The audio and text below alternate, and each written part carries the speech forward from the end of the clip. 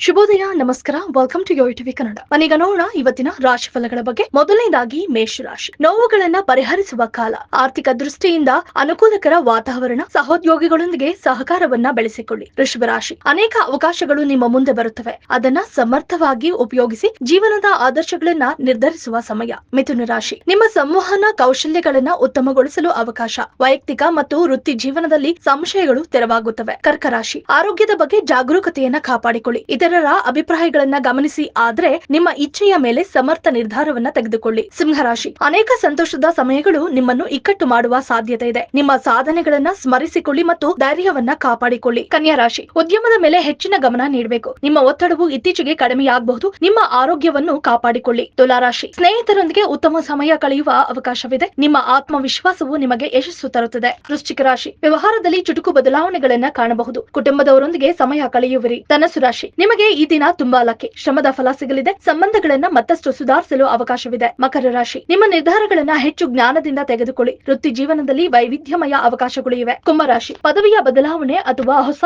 ಯೋಜನೆಗಳು ನಿಮ್ಮನ್ನು ಸ್ವೀಕರಿಸಬಹುದು, ನಿಮ್ಮ ಆರೋಗ್ಯದಲ್ಲಿ ಹಿನ್ನಡೆಯಿಂದ ತಪ್ಪಿಸಿಕೊಳ್ಳಿ. ಮೀನರಾಶಿ. ಹೋಮಾರ್ಜಿತ ಕೆಲಸಗಳಲ್ಲಿ ಹೆಚ್ಚಿನ ಪ್ರಯತ್ನದ ಅಗತ್ಯವಿದೆ, ವೈಯಕ್ತಿಕ ಜೀವನದಲ್ಲಿ ಸಣ್ಣ ಹಿತೈಷಿ ಚರ್ಚೆಗಳನ್ನು ಕಳೆದುಕೊಳ್ಳುವ ಸಾಧ್ಯತೆ. ಇದಿಷ್ಟು ಇವತ್ತಿನ ನಿಮ್ಮ ರಾಶಿಯ ಫಲಾಫಲಗಳು.